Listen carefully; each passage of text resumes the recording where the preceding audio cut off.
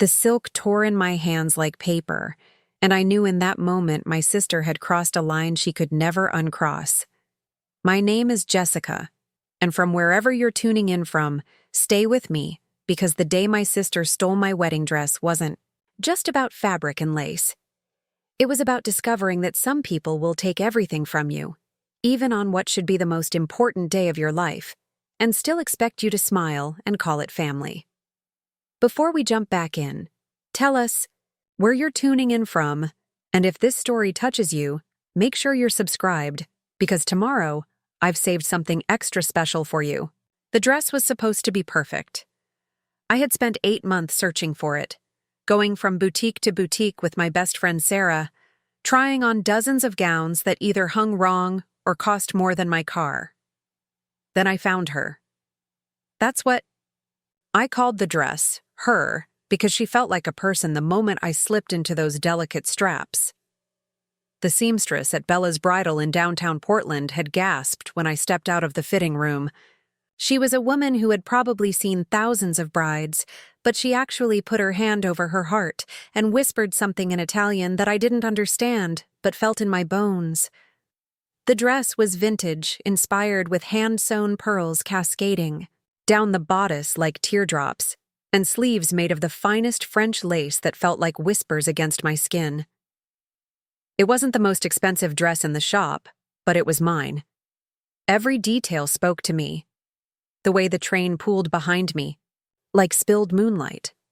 The way the neckline framed my collarbone without being too revealing for my traditional church ceremony. The way it made me feel like the bride I had always imagined I would be when I married David, my college sweetheart who proposed on the same pier where we had our first date. I had been engaged for 14 months, planning every detail of what I thought would be the perfect September wedding.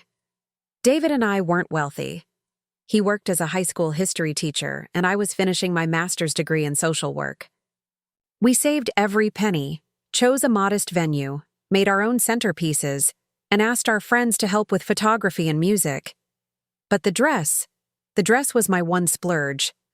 I had worked extra shifts at the campus library, sold textbooks, and even donated plasma twice a week for 2 months to afford it. When I finally paid the final installment, I cried right there at the counter, not from sadness but from pure joy. My sister Ashley had been my maid of honor naturally. She was 3 years younger than me, graduating from state with a degree in marketing and a talent for making everything about herself that I had somehow learned to accept as just Ashley being Ashley.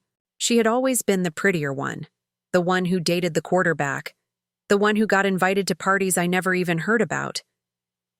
But I genuinely believed that my wedding would be different, that this one day would be about me, about David and me, about the life we were building together. Ashley came with me to the final fitting 2 weeks before the wedding. She sat in the corner of the boutique scrolling through her phone while the seamstress made the last adjustments, pinning the hem to the exact length that would accommodate my modest heels. I remember feeling self-conscious as I stood on the platform, wondering if I looked as beautiful as I felt. Ashley glanced up once, said I looked nice, then went back to texting someone about weekend plans. I should have recognized that lack of enthusiasm as a warning sign, but I was too caught up in my own happiness to read the room. The seamstress, Mrs. Chen, was a tiny woman with gentle hands and the kind of smile that made you feel like your grandmother was taking care of you. She had been working on wedding dresses for 30 years and told me stories about brides who had worn her creations while she worked. She explained how she had reinforced certain seams because she wanted this dress to last, how she had sewn each pearl because machine work wouldn't have the same integrity. When she finished, she stepped back and nodded with satisfaction. "This dress will make you feel like the most beautiful woman in the world on your wedding day," she said. And I believed her. I took the dress home, wrapped in layers of tissue paper, and hung it in my bedroom closet inside a breathable garment bag. Every few days I would peek at it, just to make sure it was real, that this perfect thing was actually mine. David caught me doing this once and laughed, calling me his beautiful, neurotic bride.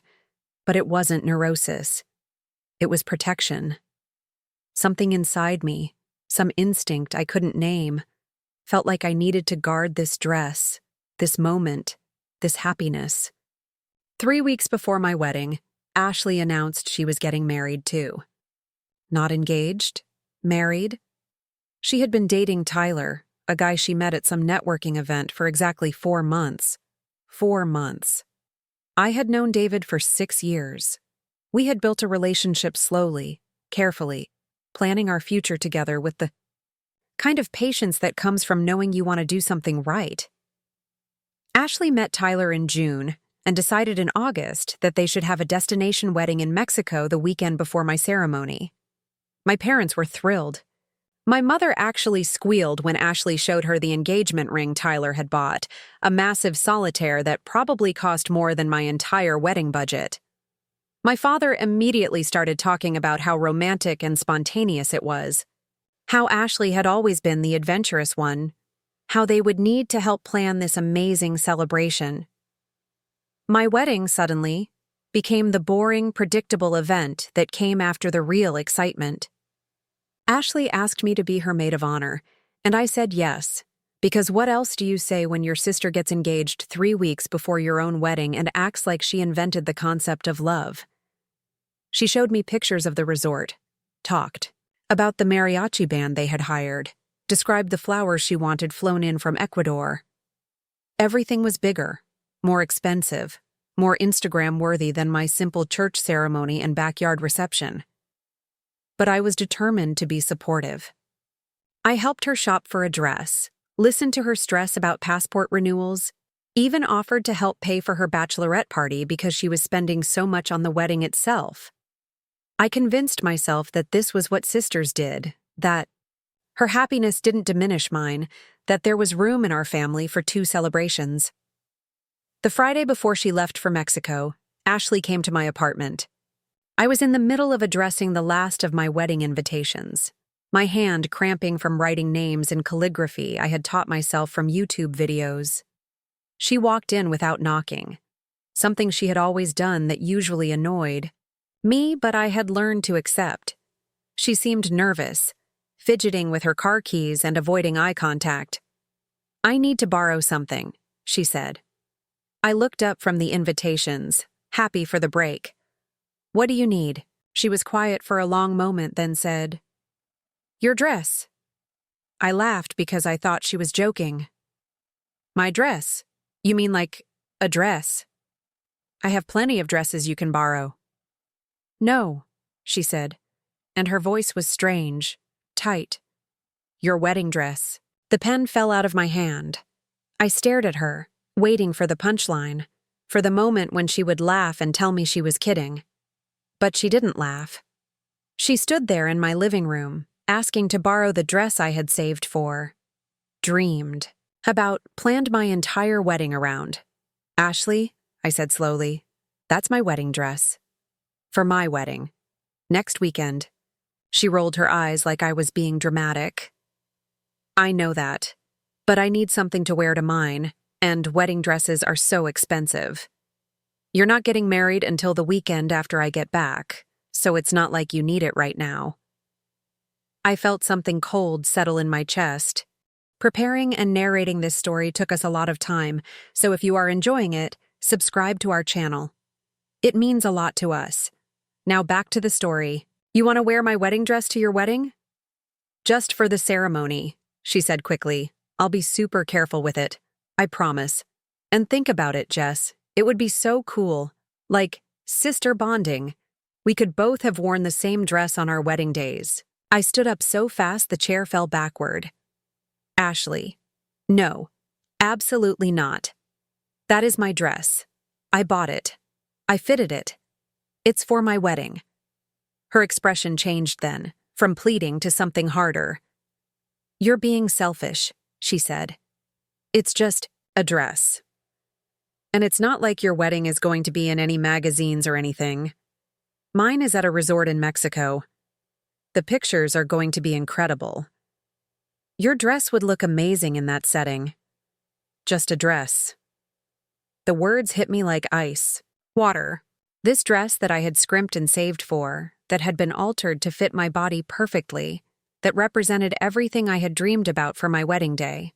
Just a dress.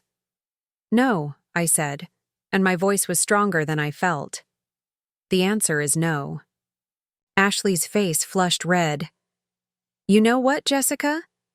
This is exactly why people don't like you. You're selfish. You're always so worried about your little rules and your little plans that you can't just be happy for other people. I'm getting married, and instead of supporting me, you're being a total bridezilla about a dress you're going to wear for one day." The words stung because they carried the weight of every childhood argument, every time I had been made to feel like I was the problem, the difficult one, the sister who couldn't just go with the flow. But this time, something was different. This time I knew I was right. "Ashley," I said quietly, "find your own dress." She left without saying goodbye, slamming my door so hard that the picture frames on the wall rattled.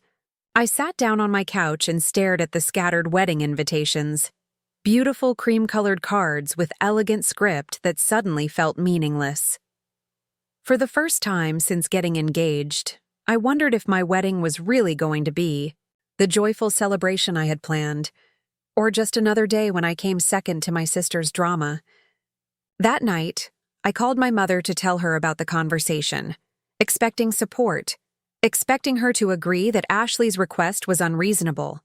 Instead, she sighed and said, "Jessica, honey, you know how Ashley is. She's stressed about her wedding. Maybe you could just let her borrow the dress. It would mean so much to her." "Mom," I said, "it's my wedding dress."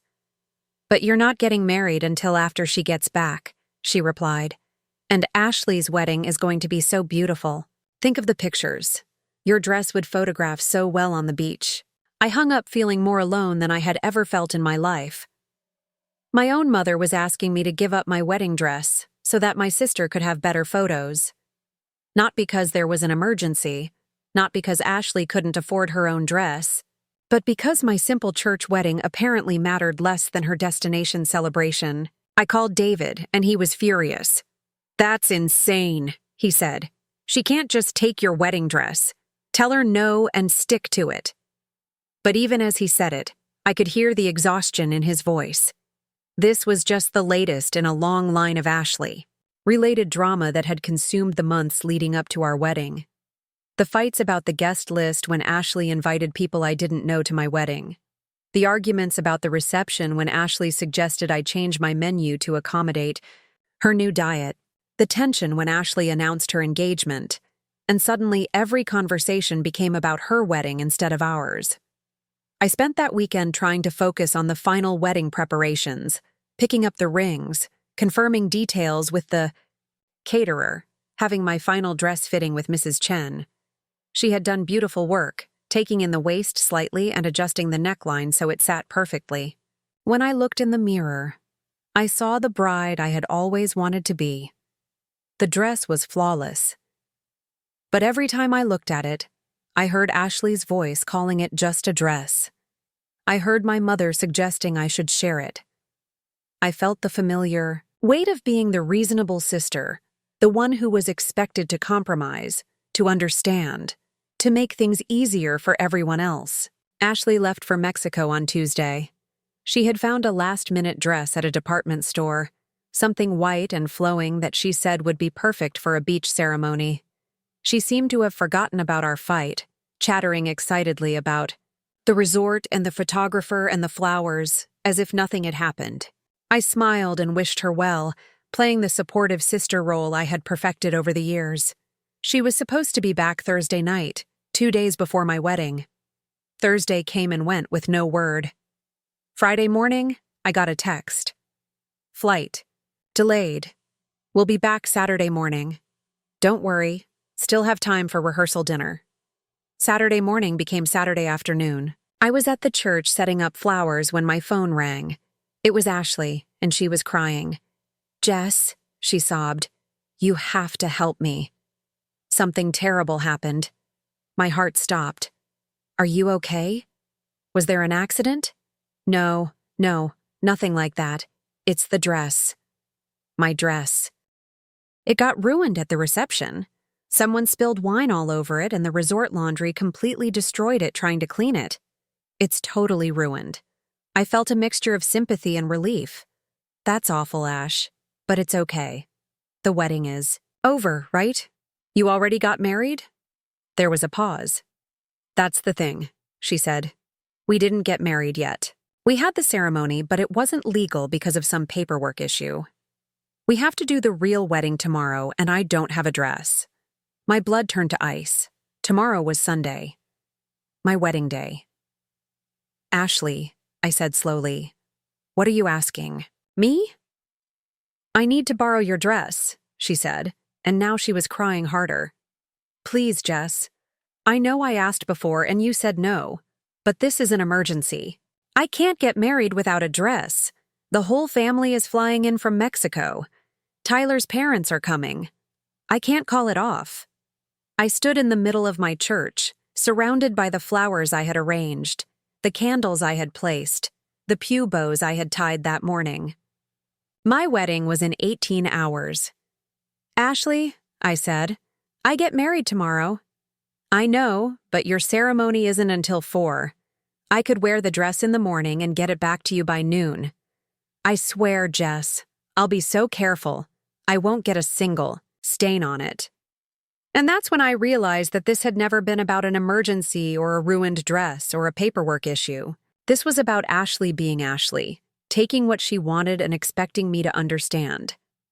This was about my mother being right when she said, you know how Ashley is, like that was supposed to excuse everything.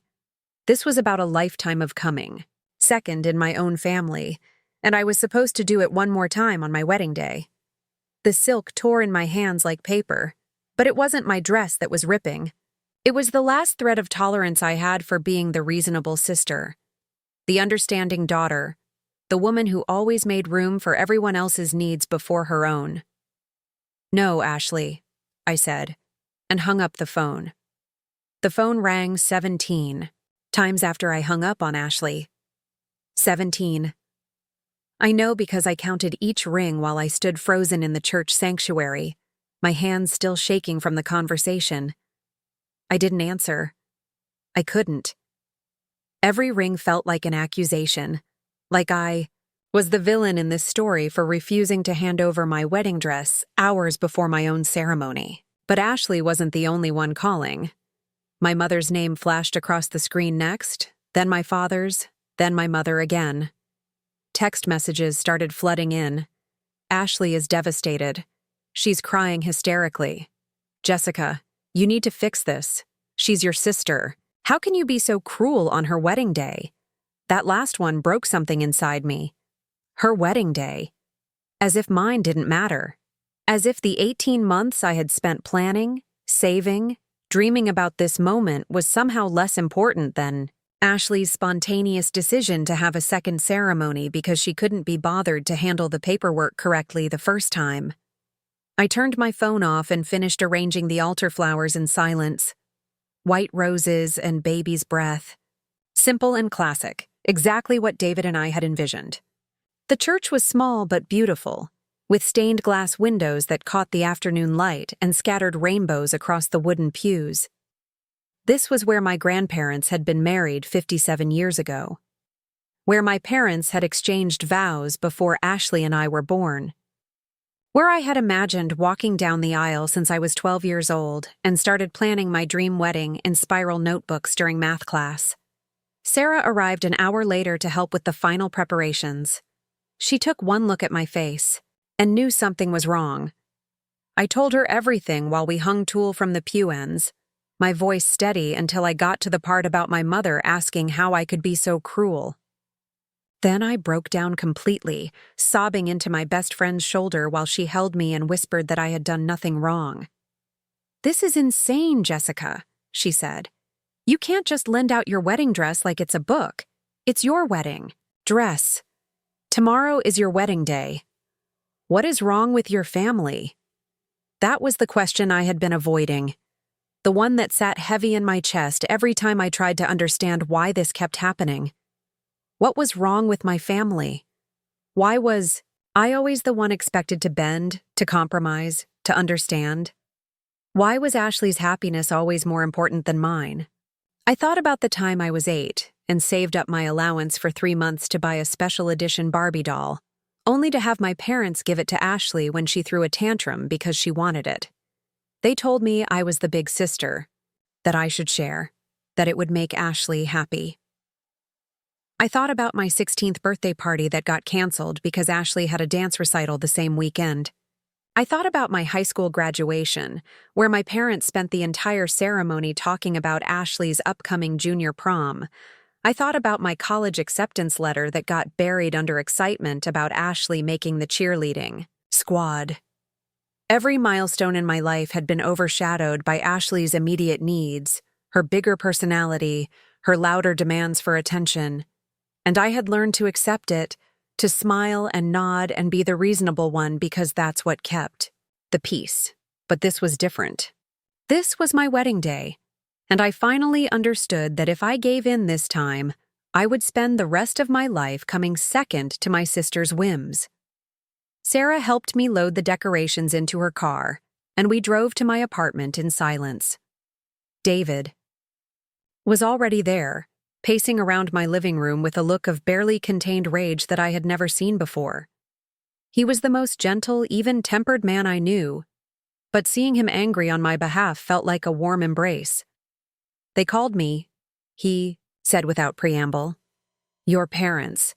They actually called me and asked me to talk sense into you. Said you were being unreasonable about sharing a dress. I told them that if anyone in your family calls me again before our wedding, I'm blocking all your numbers." I sat down heavily on my couch, the same couch where Ashley had asked to borrow my dress 2 weeks ago, and felt the weight of 26 years of being the accommodating sister. "I'm tired, David," I said. "I'm so tired of being the bad guy every time I don't give Ashley what she wants." He sat next to me and took my hands.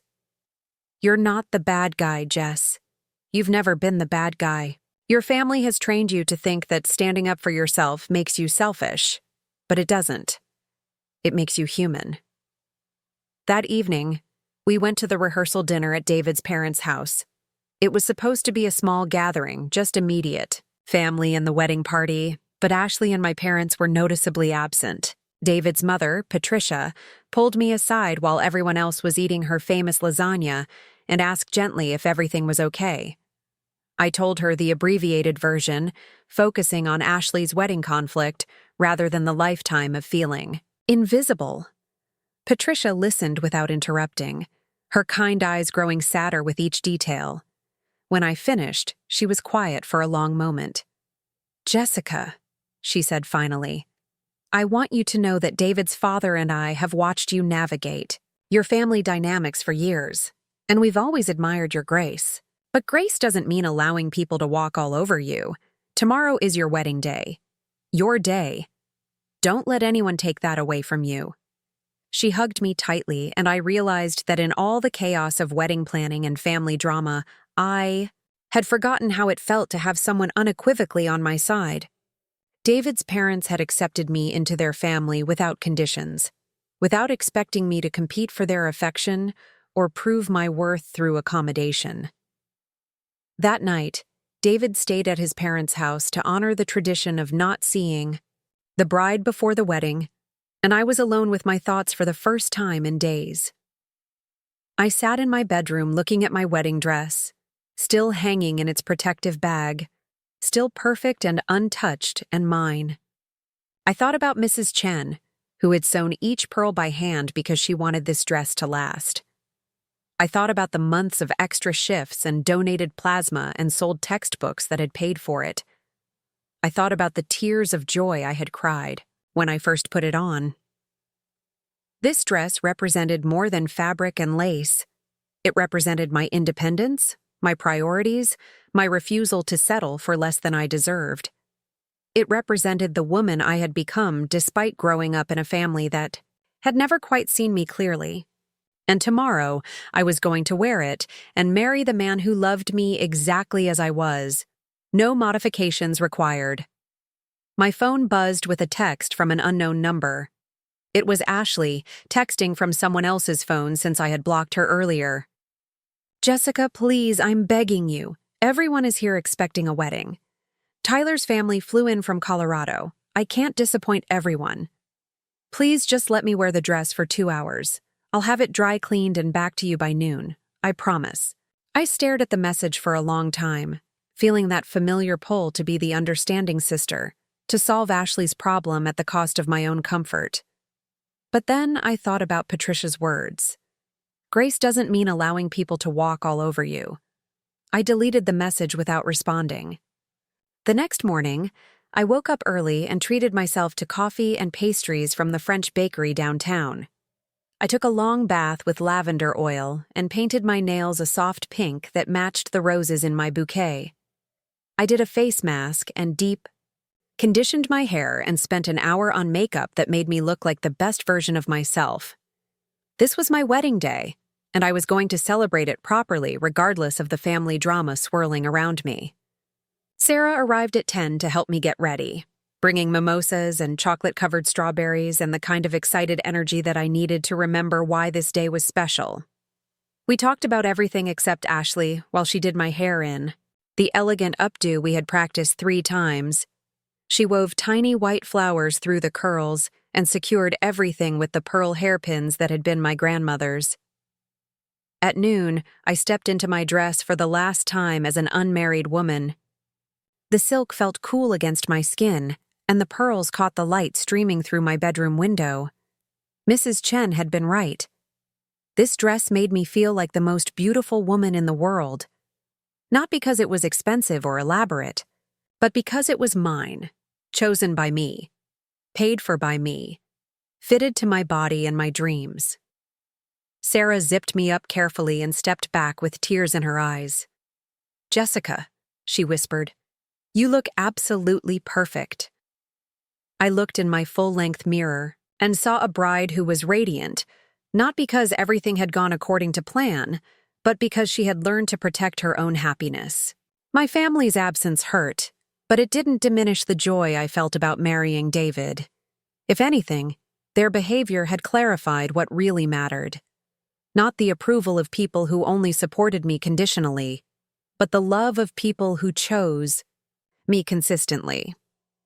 Patricia arrived to drive me to the church, and she gasped when she saw me in the dress. "Oh, my dear," she said, "you are absolutely stunning. David is going to fall over when he sees you." As we drove through downtown Portland, I felt a strange mix of sadness and liberation. Sadness because my parents and sister were missing the most important day of my life over something so petty and cruel. Liberation because I had finally chosen myself over their dysfunction.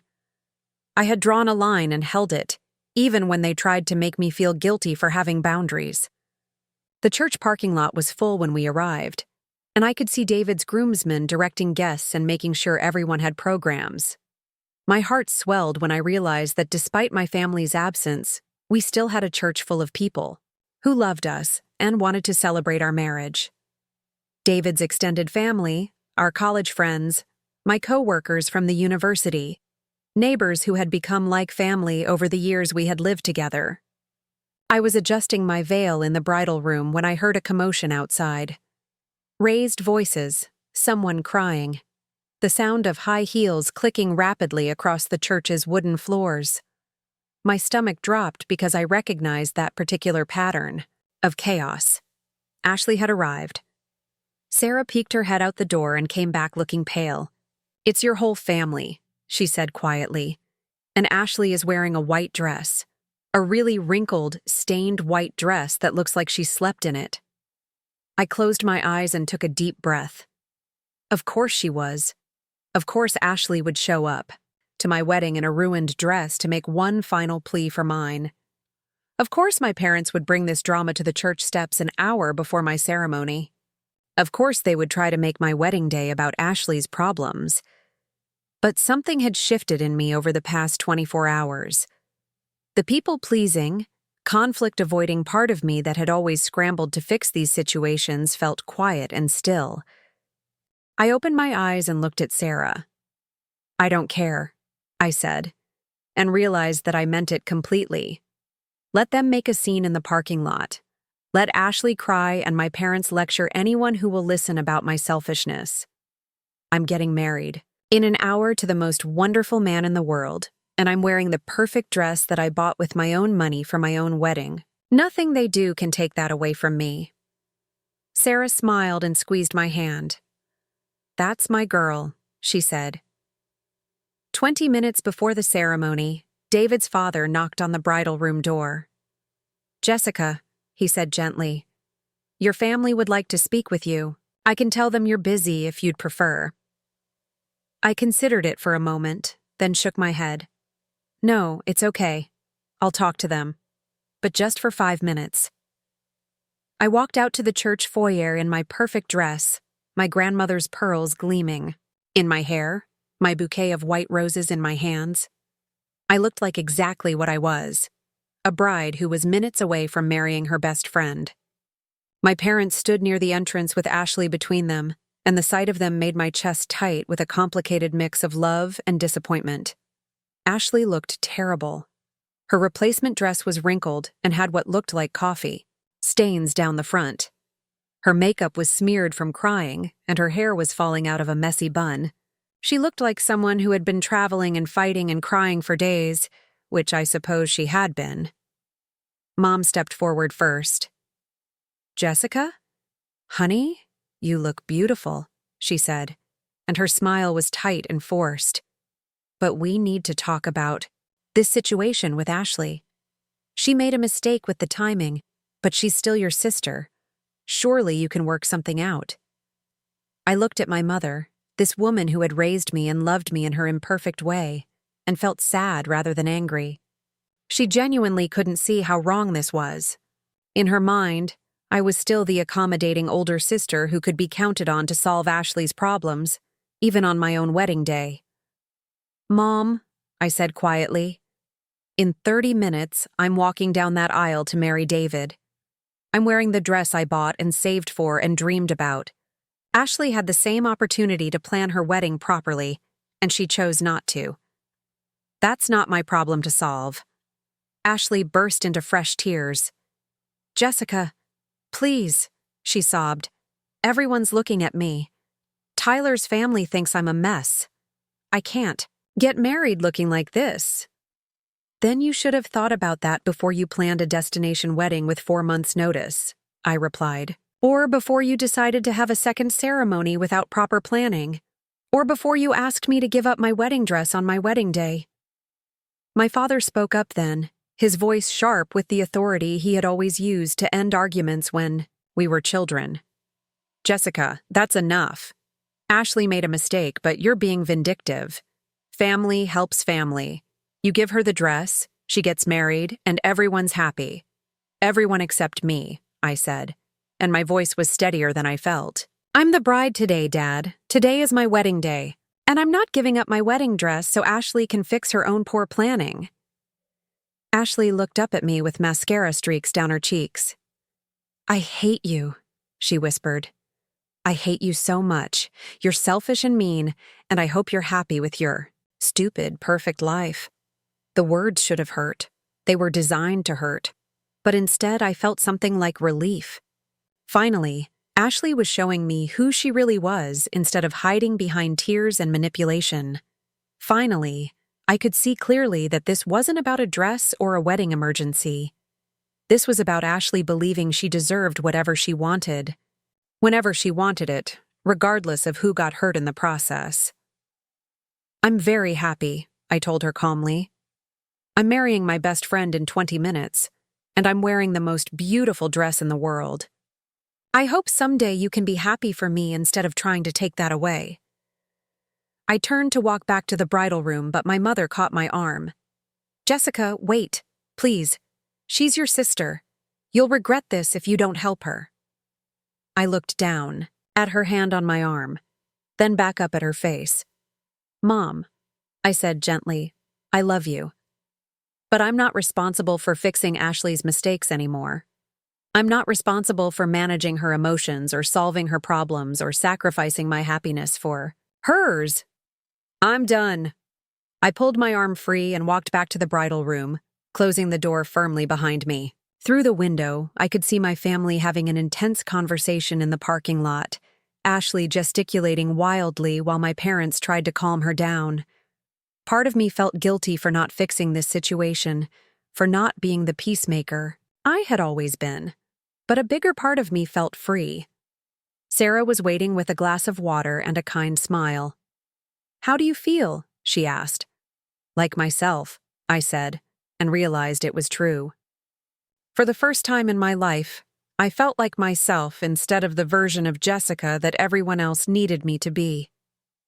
The organ music started, and I could hear the rustle of guests settling into their seats. David was waiting for me at the altar, probably nervous and excited and completely unaware of the drama that had just unfolded in the foyer. In a few minutes, I would walk down the aisle toward our future together, wearing the dress I had chosen, surrounded by people who loved us unconditionally. My family could stay or leave. They could support me or continue to make this about Ashley.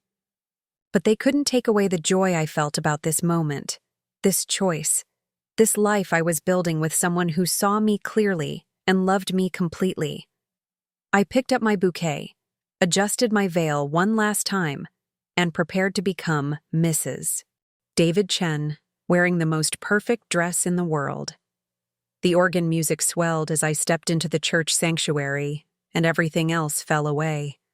The family drama, Ashley's tears, my parents' disappointment, none of it mattered when I saw David standing at the altar in his navy blue suit, his face lighting up like I was the most beautiful thing he had ever seen. His best man, Marcus, nudged him and whispered something that made David laugh, breaking the tension that had been building in his shoulders while he waited. I walked down that aisle feeling like I was floating, my dress trailing behind me in a whisper of silk and dreams. The afternoon sun was streaming through the stained glass windows, casting jeweled light across the wooden pews filled with people who genuinely wanted to celebrate our love. David's grandmother, who was 93 and had insisted on flying in from Phoenix despite her arthritis, was crying happy tears in the front row. My college roommate Emma was beaming from her seat with her husband and twin daughters. My thesis advisor, Dr. Martinez, who had become a mentor and friend, gave me an encouraging nod as I passed. When I reached the altar, David took my hands and whispered, "You look absolutely incredible," and I knew that this was what mattered. Not the empty seats where my family should have been sitting, but the full heart of the man I was about to marry. The ceremony was everything I had dreamed it would be. Pastor Williams, who had baptized me when I was 12, spoke about love being a choice we make every day, about partnership being built on mutual respect and shared dreams. We had written our own vows, and when David promised to always see me, to always choose me, to build a life where my voice mattered as much as his, I felt those words settle into my bones like promises I had been waiting my whole life to hear. When Pastor Williams pronounced us husband and wife, David kissed me with such joy that the entire congregation erupted in applause and cheers. We walked back down the aisle hand in hand, officially Mr. and Mrs. Chen, and I felt like the luckiest woman in the world. The reception was in the church's fellowship hall, decorated with white tablecloths and mason jars filled with wildflowers. David's aunt had made our cake, 3 tiers of vanilla and raspberry with cream cheese frosting, topped with fresh roses from her garden. It wasn't elaborate, but it was perfect, made with love by people who cared about us. We danced our first dance to At Last by Etta James, swaying together in the middle of the small dance floor while our friends and family watched with smiling faces. David sang along softly in my ear, his voice rough with emotion, and I thought about how this moment was worth every sacrifice, every difficult conversation, every boundary I had finally learned to set. When the song ended, everyone joined us on the dance floor, and the rest of the evening was a blur of laughter and toasts, and the kind of pure happiness that makes you forget about everything except the present moment. It wasn't until we were cutting the cake that I noticed them. My parents had come inside sometime during the ceremony and were sitting at a table in the back corner, looking uncomfortable and out of place.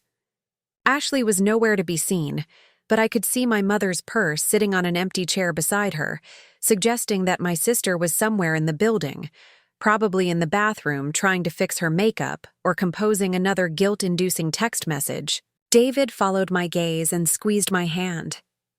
"Do you want to talk to them?" he asked quietly. I considered it for a moment, then shook my head. "Not today," I said. "Today is about us." He nodded and kissed my temple, and we turned our attention back to the cake cutting while our photographer captured the moment. David had threatened to smash cake in my face as a joke during our planning sessions, but when the moment came, he fed me a small bite with gentle hands and wiped a crumb from the corner of my mouth with his thumb. Even in this small gesture, I could see the difference between him and my family. David treated me with consistent kindness, not just when it was convenient or when I was accommodating his needs.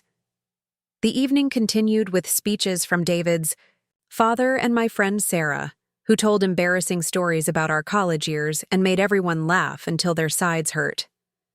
David's cousin played guitar and sang a beautiful acoustic version of our favorite song. The kids from the wedding party ran around the dance floor in their fancy clothes, and the older guests settled into comfortable conversations over coffee and leftover cake. Around 9 o'clock, as the party was winding down and people were starting to collect their purses and jackets, my mother approached me. She had been watching from across the room all evening, and I could see the internal battle playing out on her face. Part of her wanted to maintain the position that I had been unreasonable, but another part, the part that had raised me and loved me despite our complicated relationship, seemed to understand that something fundamental had shifted. "Between us, Jessica," she said quietly, "you looked beautiful today. The ceremony was lovely." "Thank you," I replied, and meant it. Despite everything, she was still my mother, and I was glad she had been there to see me get married. She hesitated, then said, "Ashley left." She went back to the hotel. She was too upset to stay. I nodded, unsurprised. "I hope she figures things out," I said, and I meant that too. I didn't want Ashley to be miserable. I just didn't want her misery to be my responsibility anymore. My mother looked like she wanted to say more, maybe to bridge the gap that had opened between us, but she seemed to realize that this wasn't the time or place. Instead, she hugged me carefully, mindful of my dress, and whispered, "I love you, sweetheart." "I love you too, Mom," I said, and I did. But loving someone doesn't mean allowing them to treat you poorly, and I was finally learning that lesson. After my parents left, the cleanup crew arrived, and David and I changed out of our wedding clothes into comfortable jeans and t-shirts for the drive to our honeymoon cabin in the mountains. As I carefully hung my dress in its garment bag, I thought about how perfectly the day had gone despite all the drama leading up to it.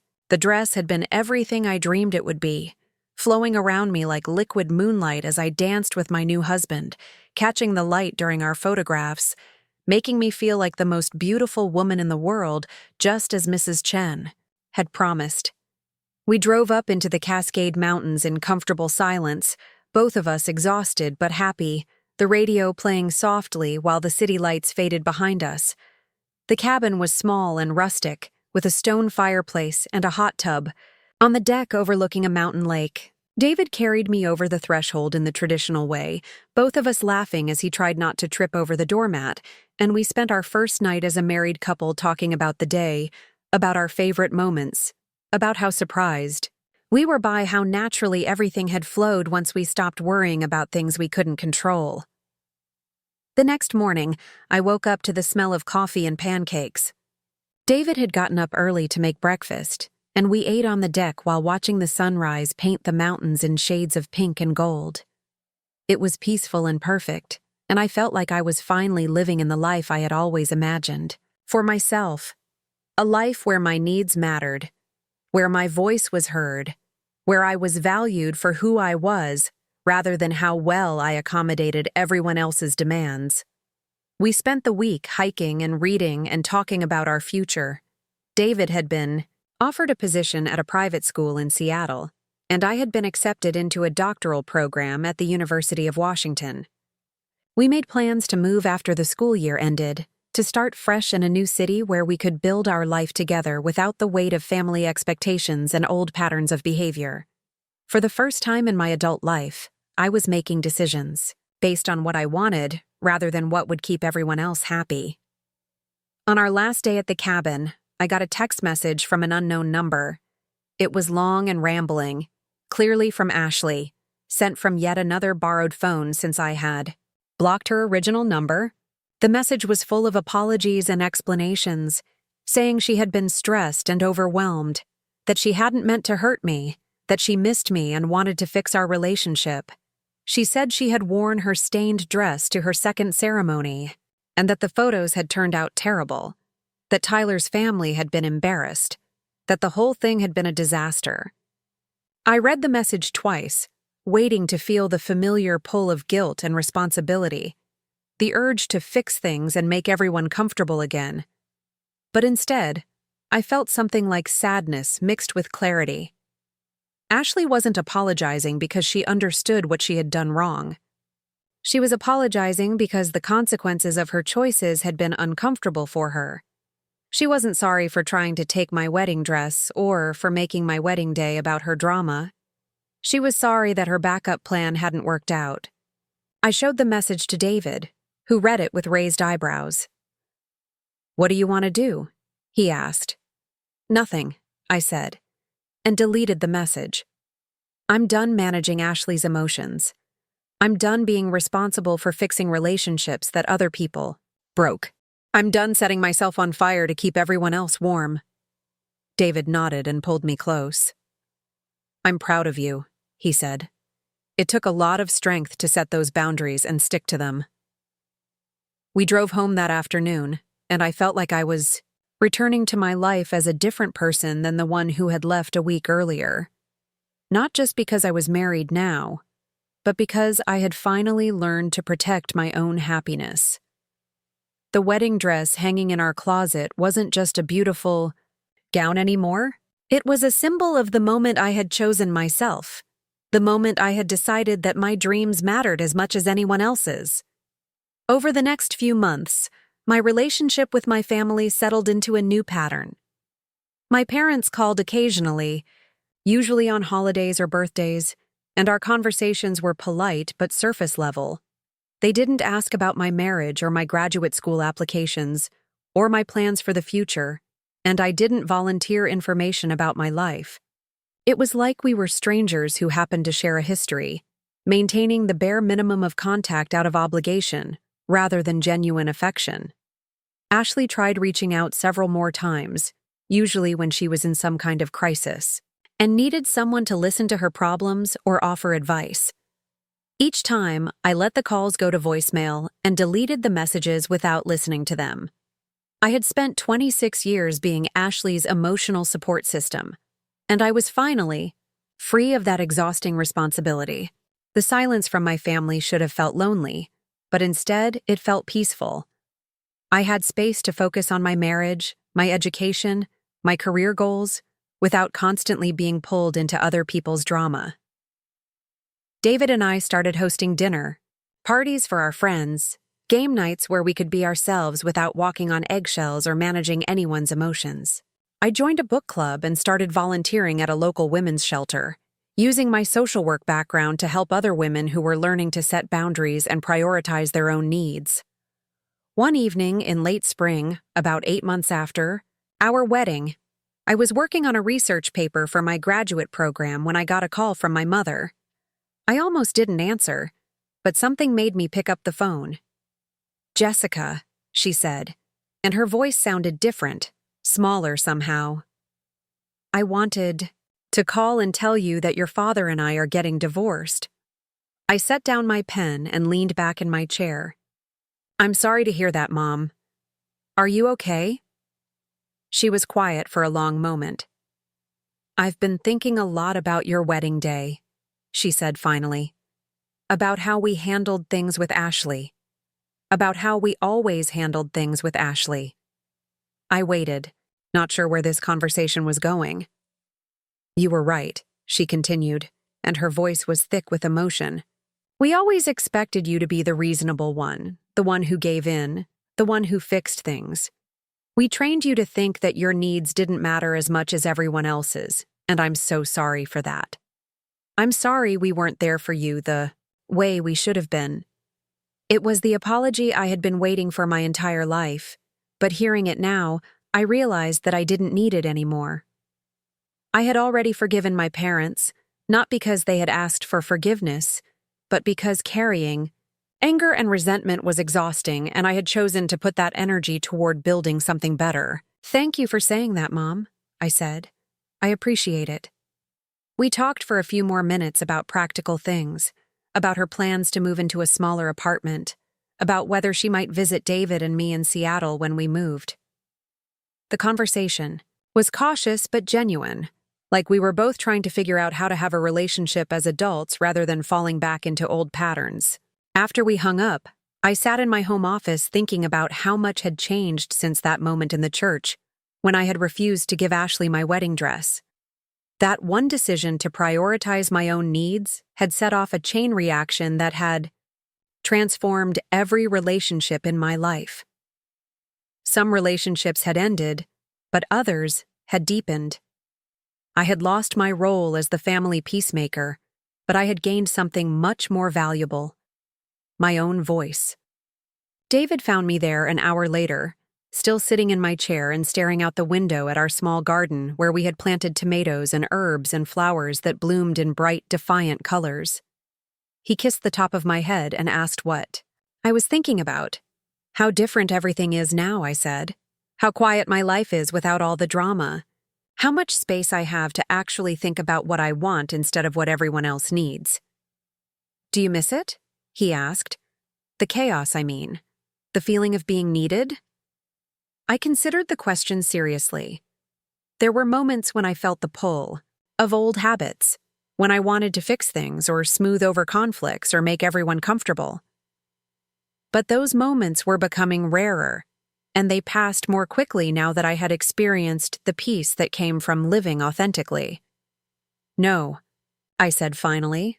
I don't miss being needed in that way. I like being wanted instead. I like being chosen because of who I am, not because of what I can do for other people. David nodded and sat down in the chair across from my desk.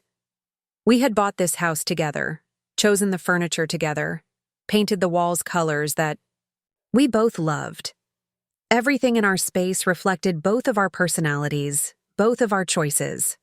It was the first home I had ever lived in where I didn't feel like I was accommodating someone else's vision of how things should be.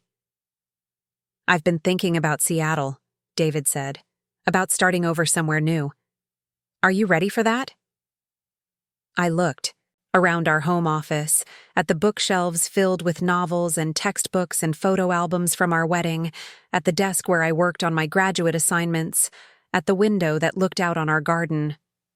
This space represented the life I had built by choosing myself, by refusing to shrink down to fit other people's expectations.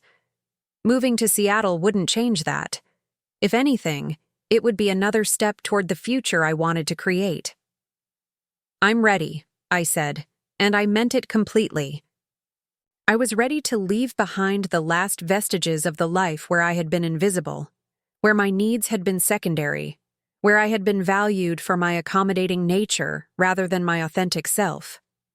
I was ready to build something new with David, something based on mutual respect and shared dreams rather than old patterns of dysfunction. That night, as we made dinner together in our small kitchen, I thought about the wedding dress hanging in our bedroom closet. I had been thinking about donating it to a program that provided dresses for brides who couldn't afford them, but something had held me back. Now I understood why. The dress wasn't just a piece of clothing anymore. It was a reminder of the moment I had chosen myself, the moment I had finally learned that my happiness was worth protecting. Maybe I would save it for a daughter someday, if David and I were blessed with children. Maybe I would pass it down along with the story of the day I wore it, the day I learned that love doesn't require sacrifice of your essential self, that healthy relationships are built on mutual support rather than one person always giving and the other always taking. Or maybe I would donate it after all, with a note explaining that this dress had been worn by a woman who had learned to value herself, who had discovered that standing up for your own needs isn't selfish but necessary. Maybe another bride would put it on and feel the same sense of power and self-worth that I had felt walking down that aisle, knowing that she was loved for exactly who she was. Either way, the dress would continue to represent something important. The moment when a woman decided that her dreams mattered, that her voice deserved to be heard, that her happiness was worth protecting even when the people who were supposed to love her tried to convince her otherwise. It would represent the quiet revolution that happens when someone finally learns to choose themselves, not out of selfishness, but out of self-respect, not to hurt others, but to stop hurting themselves. The wedding dress had been perfect for my wedding day, but the lessons I learned from protecting it had been perfect for my life. 6 months after our move to Seattle, I was sitting in my favorite coffee shop near the University of Washington campus, working on my doctoral dissertation proposal, when I overheard a conversation that stopped me cold. 2 women at the table behind me were discussing a mutual friend, and one of them said, "Did you see what happened with the Morrison sisters? Apparently the younger one tried to steal the older one's wedding dress and wear it to her own wedding on the same weekend. Can you imagine?" I turned slightly in my chair, pretending to look for something in my bag while I listened to their conversation. The other woman gasped audibly. "No way! That's insane! What happened?" Well, the older sister said no, obviously, but then the whole family imploded. The parents took the younger sister's side, saying the older one was being selfish. Get this. The younger sister actually showed up to the wedding in a stained dress, crying and making a scene about how her sister had ruined her special day. I felt my heart racing as I realized they were talking about Ashley and me. Somehow, our family drama had become local gossip, spreading through whatever networks connected Portland and Seattle social circles. The woman continued. But here's the kicker. The older sister went through with her wedding anyway, looked absolutely stunning, and apparently told her whole family to basically get lost. She moved to Seattle with her new husband and completely cut them off. Good for her, the second woman said emphatically. I mean, who does that? Who tries to take someone's wedding dress? That's psychotic behavior. I know, right?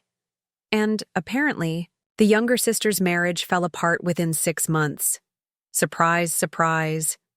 Turns out when you build your relationship on drama and impulsive decisions, it doesn't last. But the older sister is thriving. I heard she's in grad school here, at UW, and doing amazing work with domestic violence survivors. My coffee cup rattled against the saucer as I set it down with shaking hands. They were talking about me like I was some kind of local legend, the woman who had stood up to her toxic family and walked away. Part of me felt exposed and uncomfortable, knowing that strangers were discussing my personal life. But another part of me felt something like pride. In their telling, I wasn't the villain my family had tried to make me out to be. I was the hero of my own story. I packed up my laptop and walked home through the university district, thinking about how strange it was to hear my life narrated by people who didn't know me personally, but had somehow absorbed the essential truth of what had happened. Ashley's version of events hadn't stuck. The story that had spread wasn't about a selfish older sister who had refused to help family in need. It was about a woman who had finally learned to protect herself from people who took advantage of her kindness. When I got home to our cozy apartment near Green Lake, David was already there, grading papers at our kitchen table with classical music playing softly in the background. He looked up when I walked in and immediately noticed my expression. "What happened?" he asked, pushing his stack of essays aside. "You look like you've seen a ghost." I told him about the conversation I had overheard, about hearing strangers discuss our family drama like it was a cautionary tale about toxic relationships and boundary setting. David listened without interrupting, his expression growing more thoughtful with each detail. "How does that make you feel?" he asked when I finished. I sat down across from him and considered the question. Weird, I said finally, but also kind of relieved. Like maybe I wasn't crazy for thinking what Ashley did was completely out of line. Like maybe my reaction was normal and theirs was the problem. David reached across the table and took my hand. You weren't crazy, Jess. What your family did was manipulative and cruel, and the fact that other people can see that just confirms what you already knew. You made the right choice. That evening, I decided to do something I had been avoiding for months. I looked up Ashley's social media accounts, curious about what had happened to her after our wedding day disaster. What I found was both shocking and sadly predictable. Her Instagram, which had once been full of carefully curated photos of her seemingly perfect life, now told a very different story. The posts from her Mexico wedding were still there, but they looked different now than they had when she first posted them.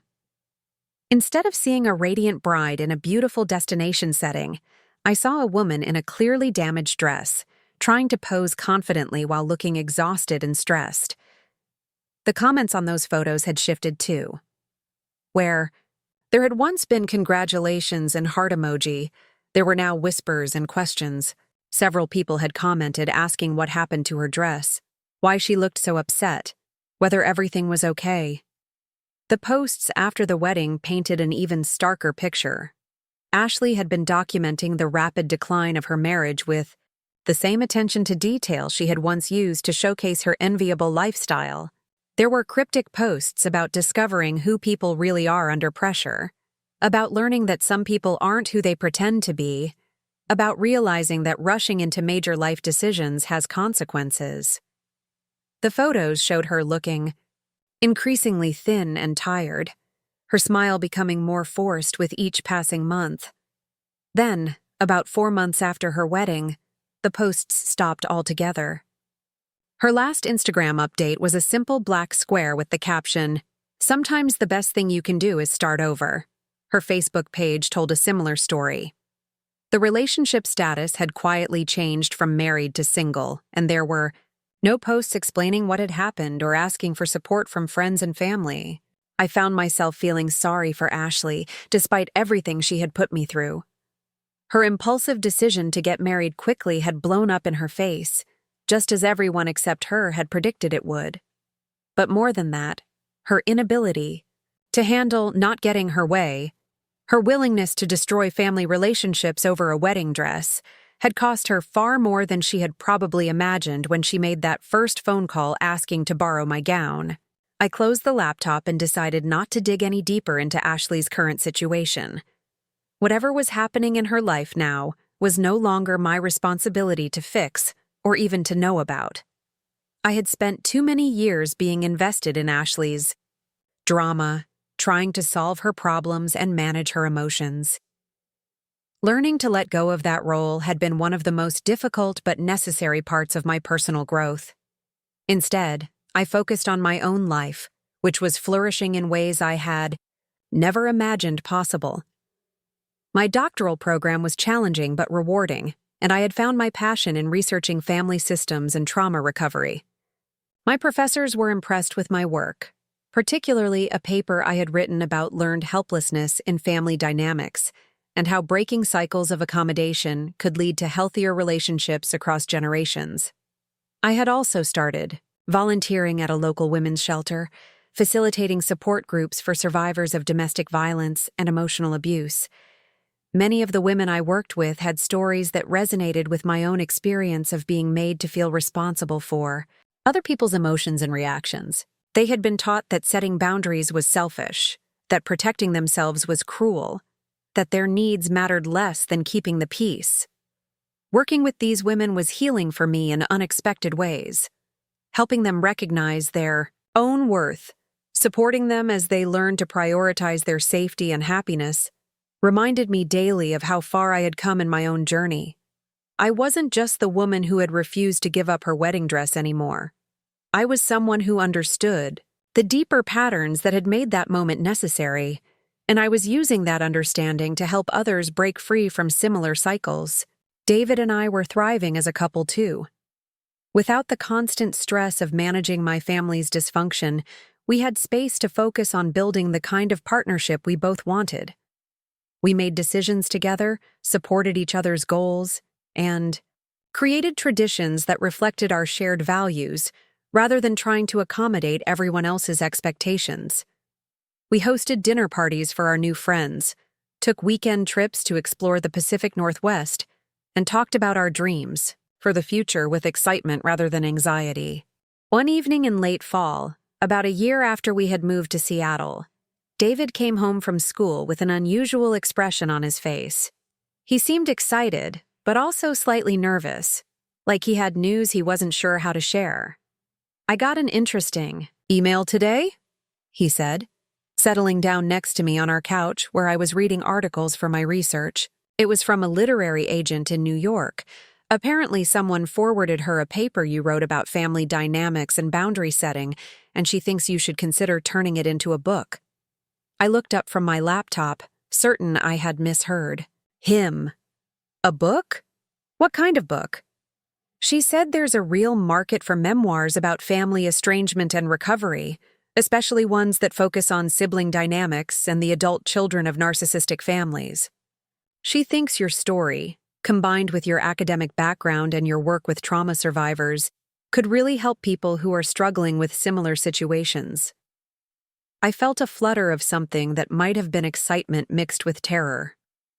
The idea of sharing my story publicly, of putting my family's dysfunction and my own journey toward self-respect out into the world, seemed both empowering and terrifying. What would my parents think? What would Ashley think? What if people judged me for cutting off my family? Or what if they sided with Ashley's version of events? But then I thought about the women I worked with at the shelter, the ones who had been gaslit and manipulated into believing that their needs didn't matter.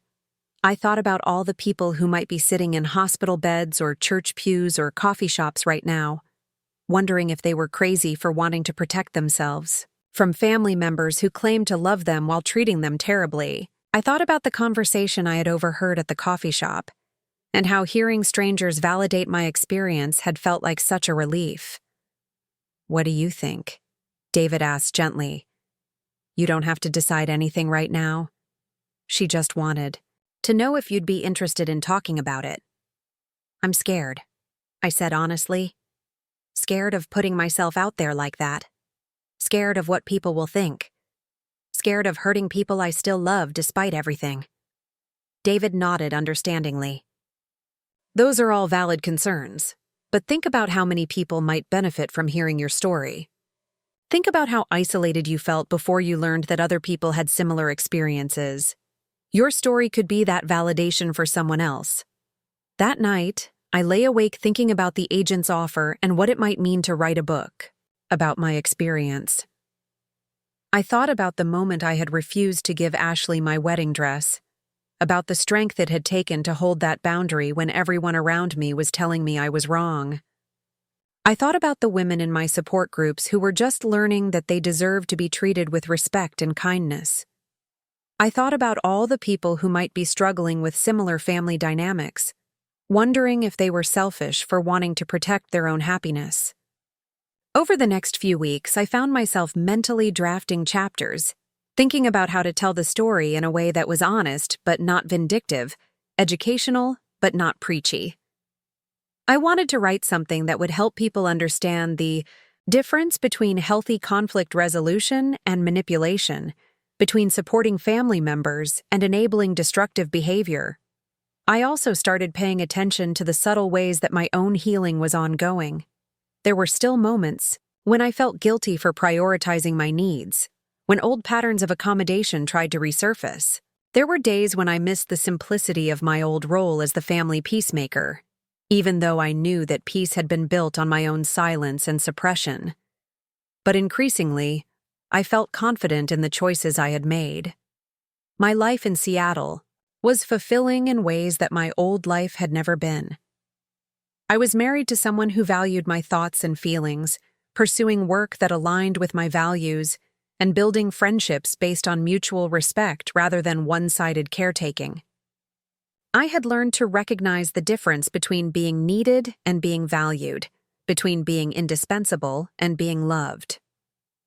One afternoon, while I was working on a particularly difficult section of my dissertation about intergenerational trauma patterns, I got a phone call from my mother. We had been talking occasionally since her divorce from my father, brief conversations that stayed focused on safe topics like the weather or her new apartment. But this call felt different from the moment I answered. "Jessica," she said, and her voice was thick with emotion. "I need to tell you something, and I need you to just listen, okay?" "Okay," I said, setting aside my work and giving her my full attention. "I've been going to therapy," she continued. "Individual therapy, to work on understanding why your father and I made the choices we did with you girls. And I'm starting to see how badly we failed you. How we trained you to think that your feelings didn't matter. That your job was to keep everyone else happy no matter what it cost you." I felt tears starting to form in my eyes, but I stayed quiet as she had asked. "I keep thinking about your wedding day, about how we made your special day about Ashley's problems, about how we asked you to give up something that was yours, something you had worked for and saved for, because it would be easier than dealing with Ashley's poor planning. I keep thinking about all the times we did that to you, all the ways we taught you that accommodation was love, and boundaries were selfishness." She paused, and I could hear her crying softly on the other end of the line. "I'm so sorry, Jessica. I'm so sorry for all of it. You were right to cut us off. You were right to protect yourself, and I'm proud of you for learning to value yourself in ways that we never taught you to do." It was the apology I had been waiting for my entire life, but receiving it now, after I had already done the work of healing and moving forward, felt different than I had expected. Instead of vindication or relief, I felt something more like sadness mixed with gratitude. Sadness for all the years we had lost to dysfunctional patterns. Gratitude that my mother was finally seeing clearly enough to acknowledge what had happened. "Thank you for saying that, Mom," I said when she finished. "That means a lot to me. I don't expect you to forgive me right away," she continued. "I don't expect you to want a relationship with me just because I finally understand what I did wrong. But I wanted you to know that I see it now. I see how strong you had to become to survive our family, and I see how much courage it took for you to walk away." We talked for another hour, the longest conversation we had had in years.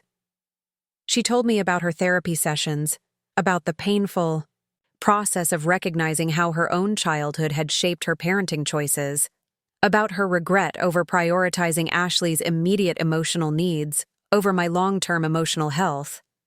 I told her about my life in Seattle, about my work with trauma survivors, about how learning to set boundaries had actually made me more capable of genuine love and support, not less. When we hung up, I felt something shift inside me, not a return to our old relationship, but the beginning of something new and healthier.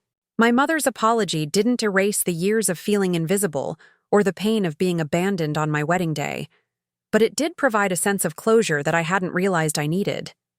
That evening, I called the literary agent and told her I was interested in writing the book. I wanted to tell my story not to get revenge on my family or to air old grievances, but to help other people recognize unhealthy family dynamics and find the courage to protect themselves. I wanted to write about the difference between guilt and healthy responsibility, between supporting loved ones and enabling destructive behavior. Most importantly, I wanted to write about what I had learned in the process of choosing myself. That setting boundaries doesn't make you selfish, it makes you honest. That protecting your own happiness doesn't mean you don't care about others, it means you understand that you can't give what you don't have.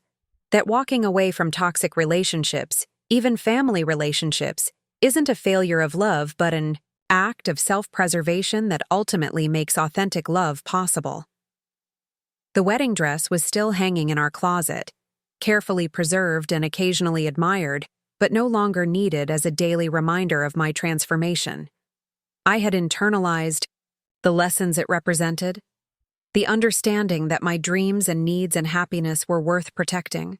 I had learned to value myself not because others valued me, but because I had finally understood that my worth was inherent, not earned through accommodation or performance or self-sacrifice. Writing a book about that journey felt like the next natural step in my healing process, a way to transform my personal struggle into something that might help others facing similar choices. It felt like the perfect way to honor the woman who had stood in that church fellowship hall a year and a half earlier, refusing to give up her wedding dress and inadvertently refusing to give up herself. The book would be my way of saying to other women what I wish someone had said to me years earlier. You matter. Your feelings matter. Your dreams matter. And you don't have to set yourself on fire to keep other people warm. Sometimes the most loving thing you can do, for yourself and for others, is to learn when to say no. 2 years later, I was standing backstage at the Seattle Convention Center, smoothing down my navy blue blazer and checking my notes one last time before walking out to give the keynote speech at the Pacific Northwest Family Therapy Conference. My book, Boundaries Are Not Walls. A Journey from People-Pleasing to Self-Respect had been published 6 months earlier and had resonated with readers in ways I never could have imagined. It had spent 12 weeks on various bestseller lists and had generated thousands of emails from people sharing their own stories of family dysfunction and recovery. The book tour had taken me to cities across the country where I spoke to audiences of therapists, social workers, and everyday people who were struggling to understand the difference between love and manipulation, between support and enabling. Each event reminded me of why I had been right to write the book, why sharing my story had been worth the vulnerability and exposure it required. But this speaking engagement felt different, more personal somehow. This was my adopted home city, the place where I had rebuilt my life and learned to thrive. David was in the audience, along with several colleagues from the university and women from the support groups I had facilitated over the years. It felt like coming full circle, standing here as an expert on something I had learned through painful, personal experience. The introduction was generous, highlighting my academic credentials and the impact of my book. But what mattered most to me was what came next. The opportunity to speak directly to people who might be sitting in their own version of that hospital bed or church pew, wondering if they were crazy for wanting to protect themselves from people who claimed to love them. Good evening, I began, looking out at the audience of several hundred people. 2.5 years ago, I was faced with a choice that seemed simple, but felt impossible. My sister wanted to borrow my wedding dress to wear to her own wedding, which was scheduled for the day before mine. When I said no, my entire family turned against me, calling me selfish, cruel, and unloving. They couldn't understand why I wouldn't just share, why I couldn't be flexible, why I was making such a big deal over just a dress. I paused, scanning the faces in the audience, seeing nods of recognition and understanding. But it was never about the dress. It was about a lifetime of being taught that my needs were negotiable, that my boundaries were suggestions, that love meant saying yes, even when every cell in my body was screaming no. It was about learning, finally, that protecting yourself isn't selfish. It's survival. I spent the next 45 minutes sharing my story, weaving in the research and clinical insights I had gained through my work with trauma survivors. I talked about the difference between healthy family conflict and systematic emotional manipulation. I discussed the ways that well-meaning family members can enable dysfunction by always expecting the healthiest person in the system to accommodate the most volatile one. I explained how breaking cycles of accommodation can actually lead to more authentic relationships, even if it means losing relationships that were built on unhealthy foundations. During the question and answer session, a young woman in the third row raised her hand. Her voice was shaky as she spoke. I'm getting married in 3 months, and my sister just announced that she's also getting married the week before my wedding. She's asking me to help plan her ceremony and to let her wear my grandmother's vintage veil because hers isn't special enough. My parents are pressuring me to share, saying that's what family does. How do I know if I'm being reasonable or selfish? The question hit me like a physical blow, so similar to my own experience that I felt momentarily transported back to that moment in my apartment when Ashley had first asked to borrow my dress. I took a deep breath before responding. The fact that you're questioning your own reaction tells me that you've been trained to doubt your instincts when they conflict with family expectations, I said gently. Reasonable people don't typically ask to borrow someone else's wedding accessories for their own ceremony. Reasonable people don't schedule their wedding for the week before a sibling's long-planned event. And reasonable families don't pressure someone to give up meaningful possessions to solve problems that other people created. I saw tears in her eyes as I continued. Your wedding is about you and your partner. Your grandmother's veil is yours to wear or not wear as you choose. The fact that your sister's veil isn't special enough for her doesn't create an obligation for you to fix that problem, especially at the cost of your own wedding experience. After the event, several people approached me to share their own stories. A middle-aged man whose brother had tried to move into his house indefinitely and had turned the whole family against him when he said no.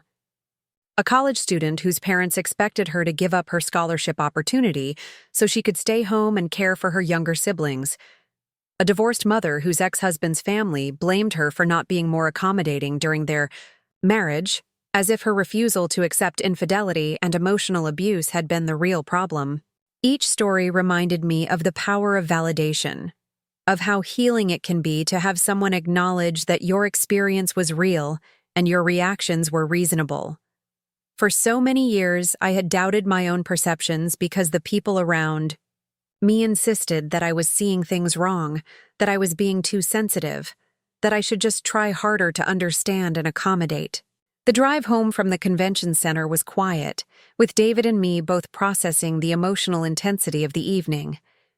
We had been married for over 2 years now, and our relationship continued to be a daily reminder of what healthy love looked like.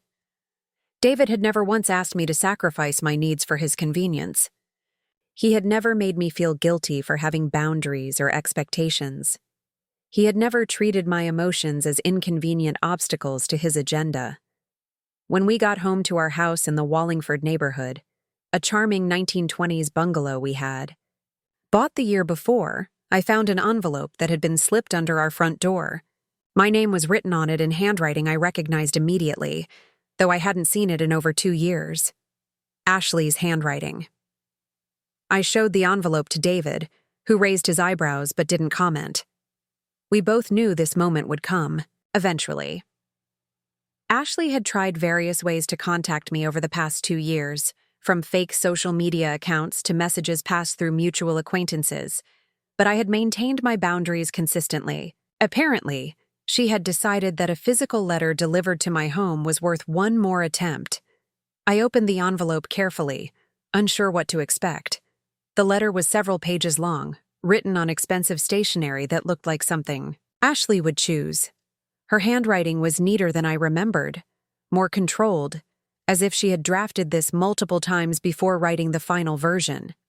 Jessica, the letter began, I know you probably don't want to hear from me, and I understand why. I know I hurt you badly, and I know that my behavior around your wedding was inexcusable. I've spent the last 2 years in therapy, trying to understand why I acted the way I did, why I thought it was okay to ask you to give up something so important. To you? Why I couldn't just be happy for you without making it about myself. I sat down on our couch to read the rest, David settling next to me with a cup of tea and a book, giving me space to process whatever Ashley had written, but staying close enough to offer support if I needed it. The letter continued. I want you to know that Tyler and I divorced last year. You were right about everything, actually. We rushed into marriage for all the wrong reasons, and when reality set in, we discovered that we barely knew each other. The whole Mexico wedding was a disaster from start to finish, and my insistence on having a second ceremony here just made everything worse. I was so focused on having the perfect wedding that I forgot to think about whether I actually wanted to be married to him. I felt a complex mix of emotions reading this admission. Part of me felt vindicated that my concerns about Ashley's impulsive decision had been proven correct. but a larger part of me just felt sad for her, for the pain she had caused herself, by prioritizing image over substance, drama over authenticity. The letter went on. I've been reading your book, and I have to say it was painful but necessary.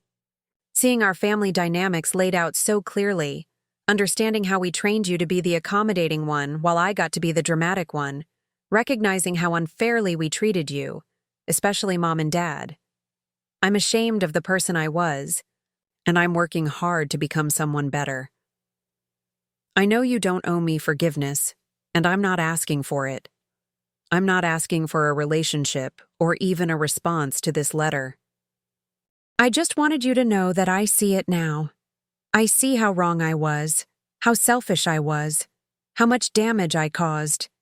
And I wanted you to know that I'm proud of you for having the strength to walk away from us, for choosing yourself when we couldn't. Choose you.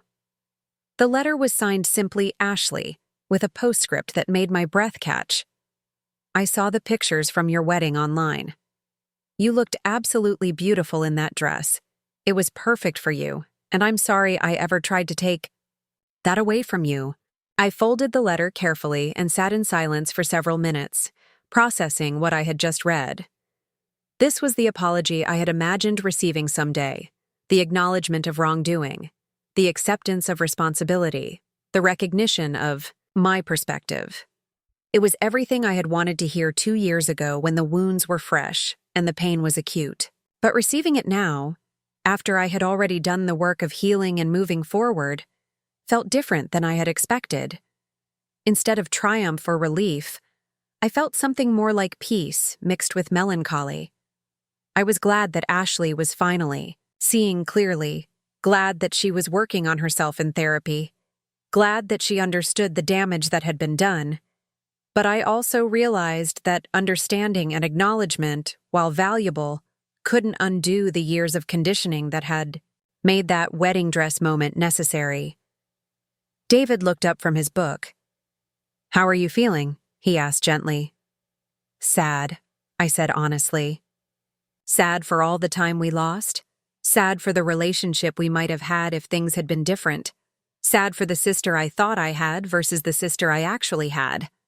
But also relieved that she's finally taking responsibility for her choices. "Are you going to respond?" he asked. I thought about it for a moment. "No," I said finally. "I'm glad she wrote it, and I hope her therapy continues to help her grow. But responding would just open a door that I'm not ready to walk through.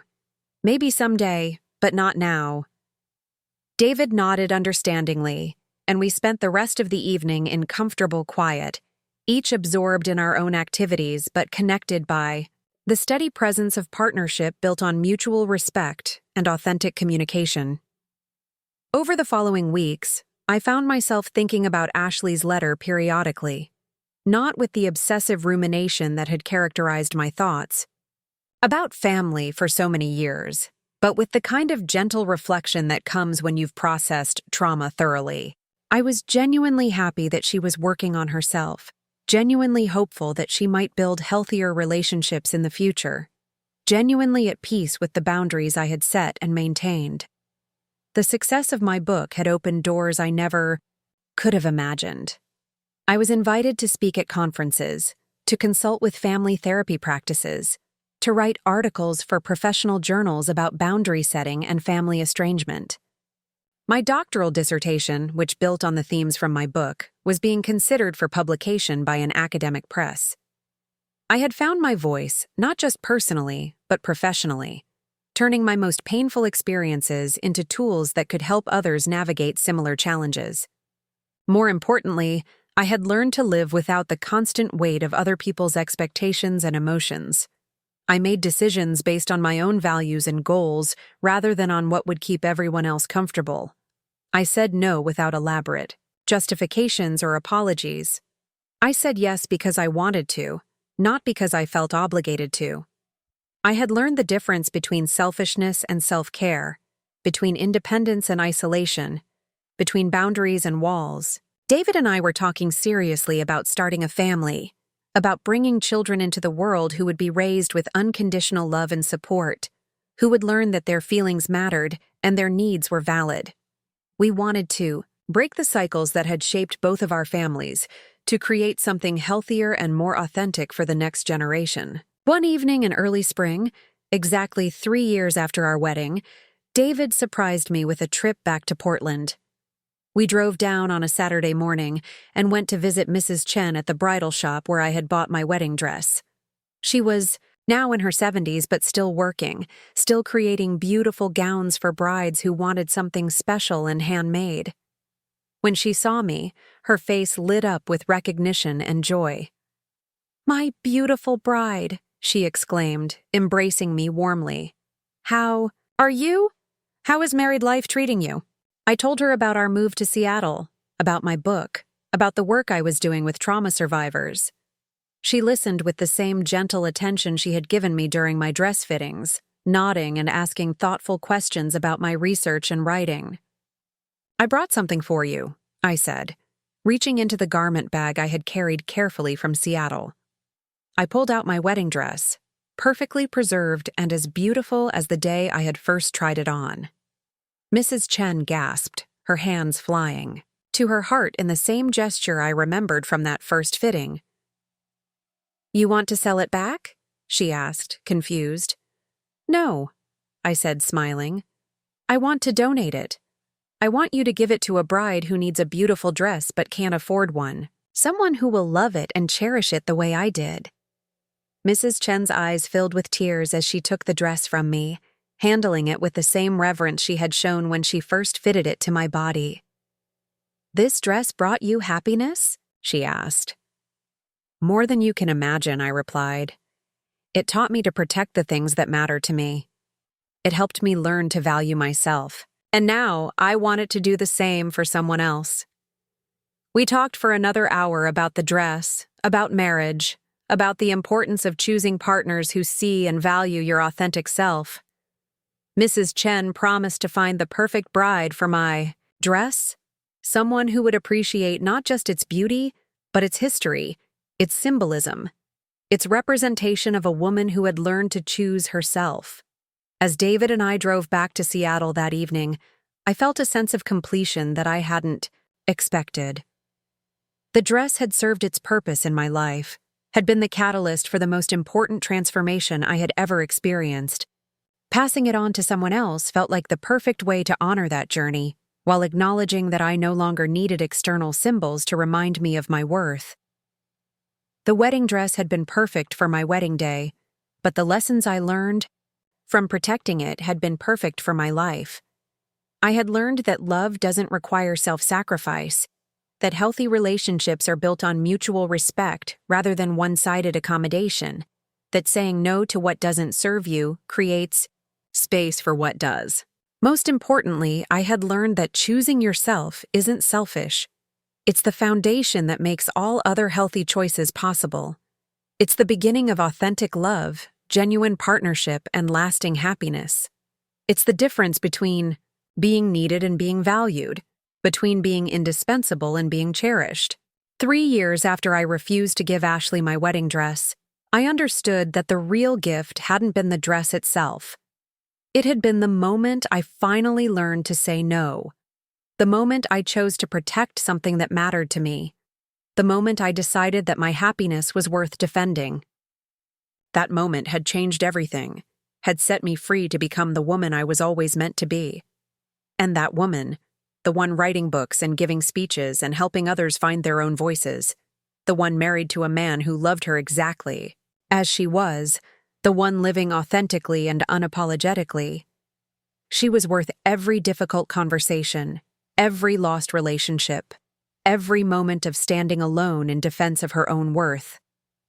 The wedding dress was gone now, passed on to create new memories and new moments of transformation, but the woman who had worn it, who had protected it, who had learned to protect herself, she was still here, still growing, still choosing herself every single day, and she always would be. Up next, you've got 2 more standout stories, right? On your screen. If this one hit the mark, you won't want to pass these up. Just click and check them out.